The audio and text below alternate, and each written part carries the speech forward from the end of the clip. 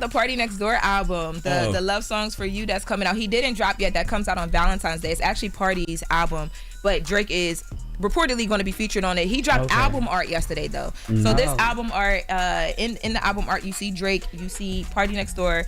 They're covered in fur, and people were trying to like dissect this album art because this is the first time that we're seeing Drake. The long-awaited collaborative album between Drake and PartyNextDoor is officially out, capping off one of the most pitiful and humiliating periods in rap history.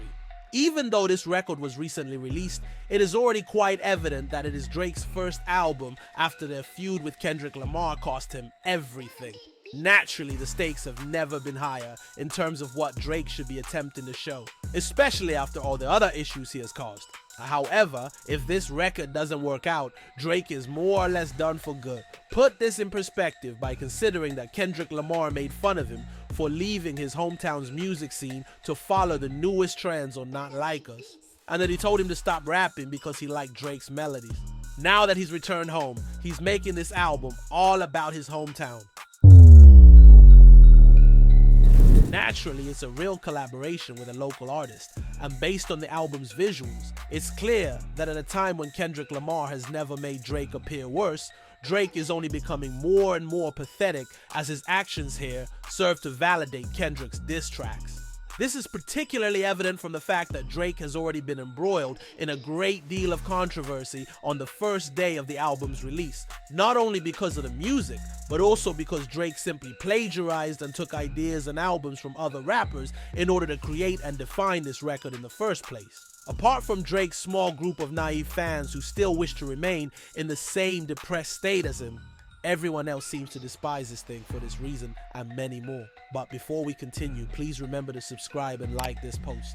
Now, let's talk about Drake's first album since this beef, which we'll refer to as SS from now on, since, even when compared to all of the other long, tiresome, and embarrassing titles Drake has used in the past, this is one of the worst so far. More issues are being caused by this record than you can possibly imagine, and for the most embarrassing reasons. The subject matter and content that Drake discusses here manages to rival an album as ridiculous as For All the Dogs as his most immature, even though Drake has actually gone through a lot of different things and experiences during this lowest point in his career. Many good artists can turn this into multiple albums and experiences worth of material and songs. Because at a time when the stakes are higher than ever and Drake is more important than ever for his legacy as a rapper and artist, as well as for his career in the industry, he has chosen to change his mindset from constantly taunting Kendrick Lamar and telling him to release music. Instead, he's attempting to tie everything together, including his biggest failures, into these immature narratives that he is trying to push throughout song after song on this album with lyrics like this. There aren't many albums available at the moment that can even compare to this record in that category, which makes it quite evident that there's a creative drought. Since there's very little variation in the beat selections, flows, and voices, as well as the subject matter, this album and its 21 tracks are actually one of the most boring listens that many people have reported in a long time. This is a discussion for another time, due of Drake's unwillingness to confront reality. The fact that Drake released this album is insulting to hip-hop and the music and art world as a whole, which puts into perspective how lazy the entire album seems to be. In the end, the album's very existence makes songs like Not Like Us and everything Kendrick Lamar said seem more true. In fact, many hip-hop enthusiasts and others have come to the realization that Drake is never going to return, which may be a good thing given the current discussion surrounding this album. This is before we even get into the actual music on this record. He is in more trouble than we could have ever thought, even if we have a new album from him. He doesn't even appreciate hip-hop culture, his colleagues, or the art enough to come up with creative ideas.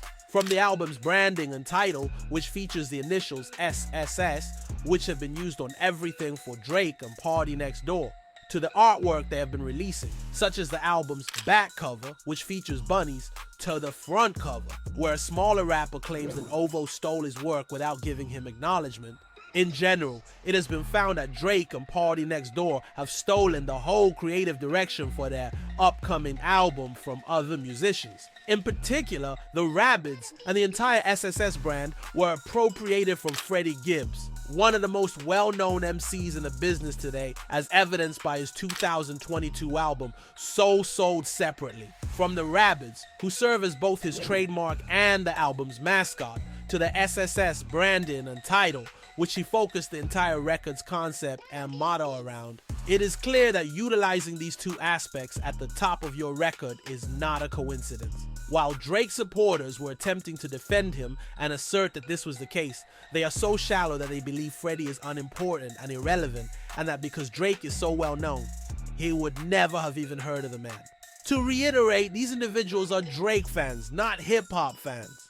The best thing about this whole situation is that after all the speculation about what really happened, we were given a verified account of an incident that not only showed that Drake is aware of Freddie Gibbs' identity, a picture of the two of them together was shown, but also that Drake was supposed to collaborate with him on music. Not just any record, but this one, which had the same branding as the recently released Drake and PartyNextDoor album. Additionally, it appears that Drake was well aware of the idea and presentation of this project. The fact that Drake has now essentially imitated what Freddie did here is so confirmed. The fact that Drake was also expected to be accepted to be on a song for Freddie's project at the time only serves to further complicate this tale. No one has ever said anything negative about Pharrell because he's one of the nicest guys in the music business, and naturally Drake never performed the song, but Freddie sent him a Pharrell-produced record. Keep in mind that this was before we knew Drake was extending his beef with Pusha T to him. When we take everything into consideration, from the fact that Freddie is upset that Drake stood him up to the fact that he now knows that Drake intentionally chose to create a song that is so similar to his own, it's not surprising that Drake did nothing to make amends with the record, and that it is already receiving a lot of criticism, mostly because it's an attempt to establish oneself and use the vision of another artist to create an aesthetic. To put it another way, Drake is notorious for snatching other artists' work and passing it off as his own to his fans. He particularly enjoys doing this with smaller artists, as evidenced by For All the Dogs and Scary Hours 3, which included Conductor Williams and Alchemist Drumless production. Once more, he really never gave rappers like Conway and Westside Gunn the respect they deserved and simply hijacked this entire wave of what they promoted. In actuality, everything from the producers he collaborated with during this time period to the clothing he wore in the 8 AM in Charlotte music video came from them. Ultimately, it's not a surprise that Drake now shares so many characteristics with another rapper who, although renowned in the industry, lacks his level of recognition and fan following. The entire meaning of Not Like Us verse 3 is about stealing work from your peers and attempting to pass it off as your own, which is why the album is so successful in the first place, regardless of whether Drake believed he could get away with it or simply didn't care. In light of everything, Drake has finally released a new album and is attempting to make a statement in an attempt to win people back, marking the beginning of a new chapter in his career.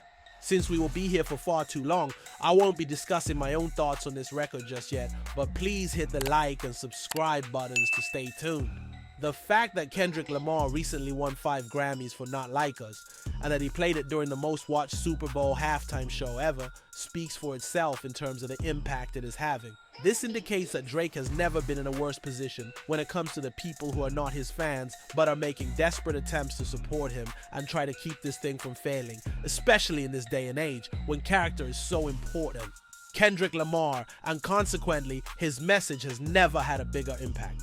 Given everything that is against him and Drake's recent release, a record based on the work of other talented creatives, it is clear from simply listening to it once that there has been no development or maturation. As for Drake's skill as a hitmaker so far, not a single song has made waves or left an impression on listeners like all of his previous albums have, even if that comes from a meme with subpar music, as was the case with For All the Dogs with his collaboration with Ye. Thus, as Drake releases his record, a lot of people are witnessing extremely impressive performances with their new records in one of the most competitive music scenes we have ever witnessed, featuring artists like Kendrick Lamar, SZA, Bad Bunny, and The Weeknd, among many others. In Kendrick's instance, his whole discography is performing at a level that Drake could never. Kendrick is by far the most successful rapper we have seen in a long time. Therefore, it doesn't appear like Drake's small R&B record with PartyNextDoor, which people are dragging for all of these reasons on day one, will be able to compete and last in the industry for very long. Drake's presentation here is just one example of how musicians are raising the standard for what constitutes exceptional at a time when music is changing and moving from the sounds we want to hear to the stories we want to hear. Once more, Kendrick Lamar and The Weeknd have demonstrated in their own unique ways what the expectations are for artists and their output. At the moment, Drake's record feels like just another poor decision on his part, putting people to sleep because it isn't advancing anything. Additionally, Drake has now come under fire from Freddie Gibbs for shamelessly copying your work without any consideration, as this record has demonstrated to the hip-hop community and Drake's peers, because there is no escaping what he has done. Overall, Drake's performance on this album appears to be quite bad. While we don't yet know how this will all end, if we compare the excitement and acclaim that Mr. Morale and the Big Steppers received when it was released to the laughter and indifference that we are witnessing here that is already turning into disdain, then SS for you may end up being an even bigger mess than we initially thought. That's because Kendrick Lamar has had the best run of any rapper we've ever seen, and this record is an attempt to regain everything he lost, as well as all the ground that has been taken. Let me know what you think of this new Drake and PartyNextDoor album now that you've heard all of this. In your opinion, what is the expected performance of this record? Now, I'm eager to hear your thoughts. If you watched the entire video and would like to see my formal review of this record, which will be coming shortly as I continue to think about it, please make sure to subscribe and like it. Check out the suggested video to learn how Drake made a terrible mistake with his label prior to the release of his album, which will ensure that it flops miserably.